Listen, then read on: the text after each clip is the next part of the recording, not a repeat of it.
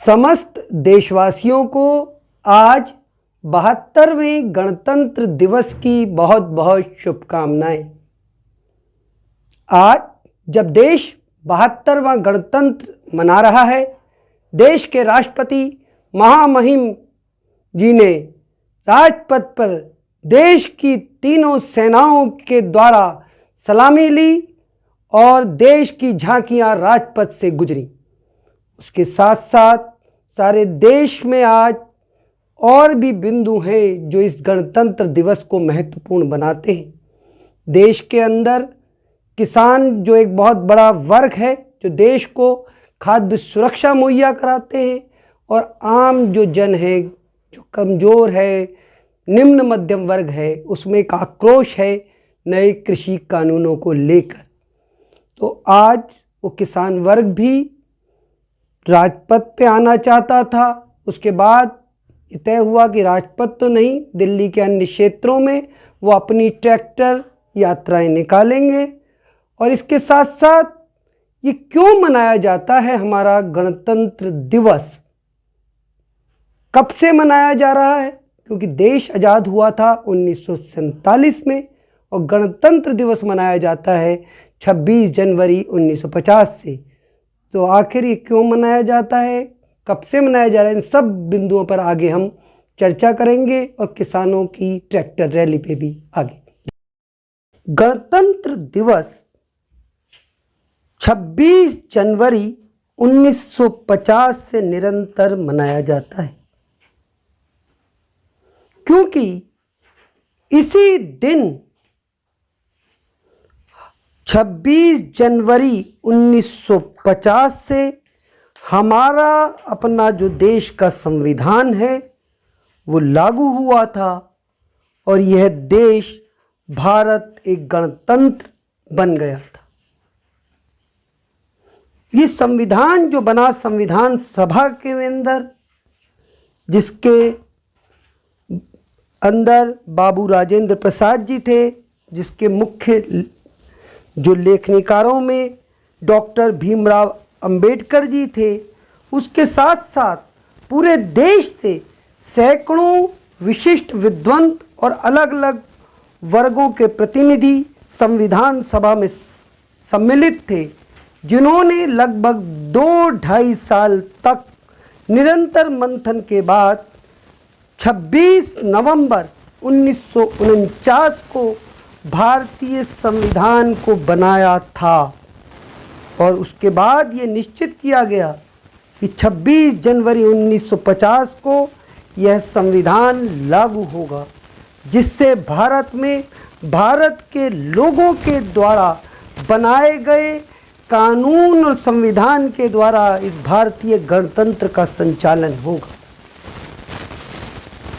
और तब से ये 26 जनवरी मनाई जाती है। देश की तीनों सेनाओं के टुकड़ियां भारत के महामहिम राष्ट्रपति जी को अपनी सलामी देती हैं और देश की जनता आती है और अपनी सेनाओं को, अपने राष्ट्रपति को और अपने गणतंत्र के साथ इसमें सम्मिलित होती है। सेना के जवानों का हौसला बढ़ाती है और देश की सेनाओं के जवान देश की जनता के सामने से कदम ताल करते हुए चलते हैं और उन्हें आश्वस्त करते हैं कि देश की सीमाओं की रक्षा के लिए हम सदैव चुस्त दुरुस्त मौजूद हैं।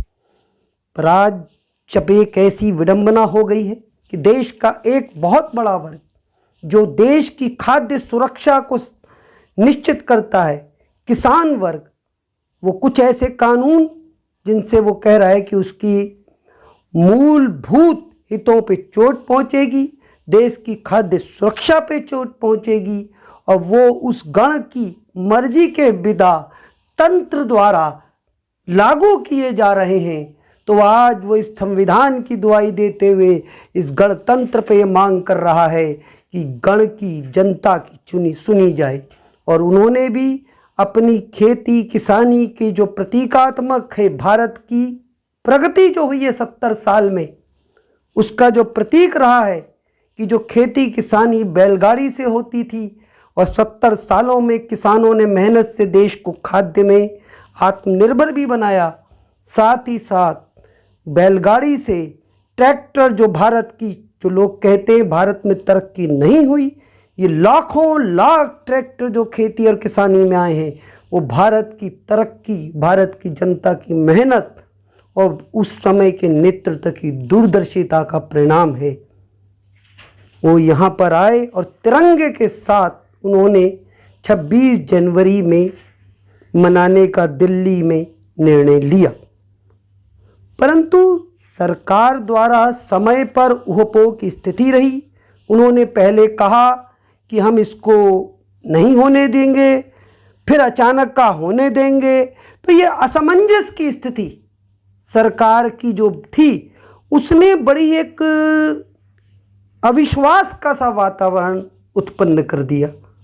सरकार कोई ऐसा निर्णय शायद पता नहीं क्यों उस समय लेने में सक्षम नहीं हो पाई समय रहते कि उनको आश्वस्त किया जा सके और एक बेहतर तरीके से उन्हें सम्मिलित किया जा सके। और जब लाखों लाखों ट्रैक्टरों को लेके किसान दिल्ली पे आ गए तो अचानक उनको कहा गया कि हाँ ये आ सकते हैं और 26 जनवरी में दिल्ली में, मगर वो दिल्ली की सीमाओं के आसपास ही रहें।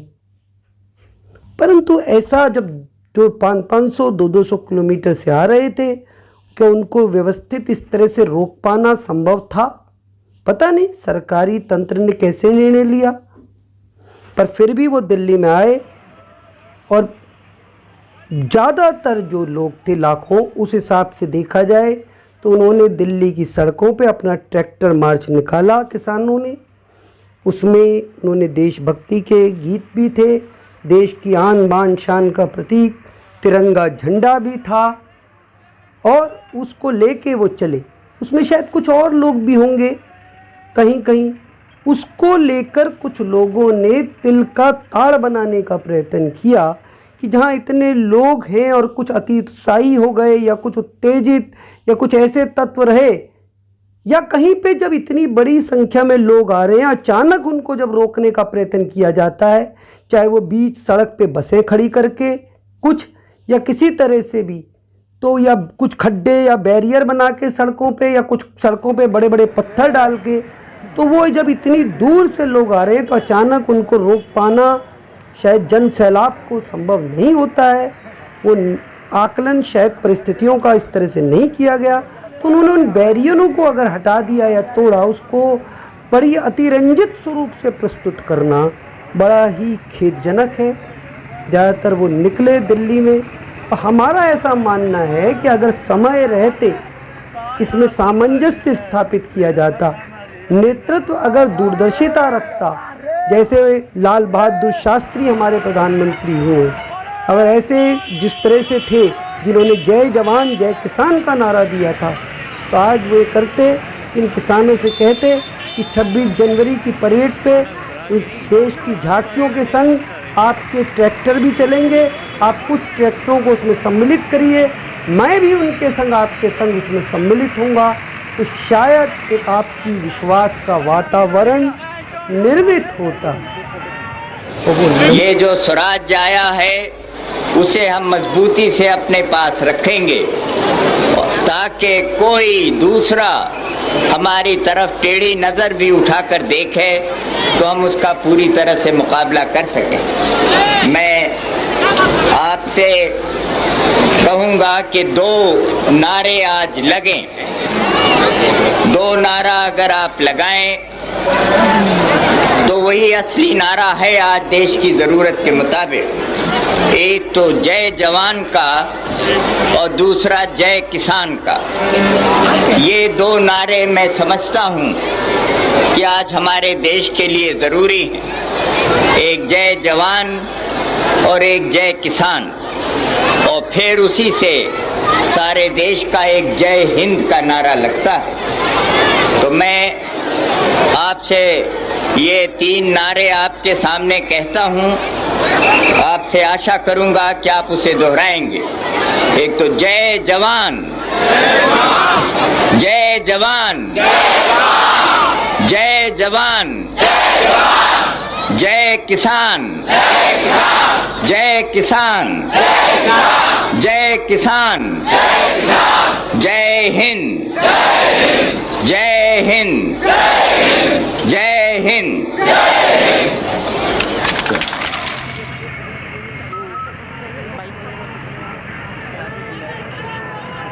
किया जाना एक दूरदर्शिता का अभाव रहा।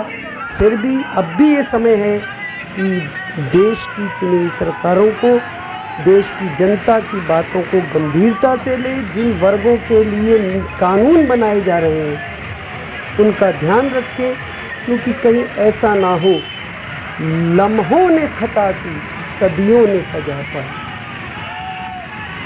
लम्हों ने खता की सदियों ने सजा पाई।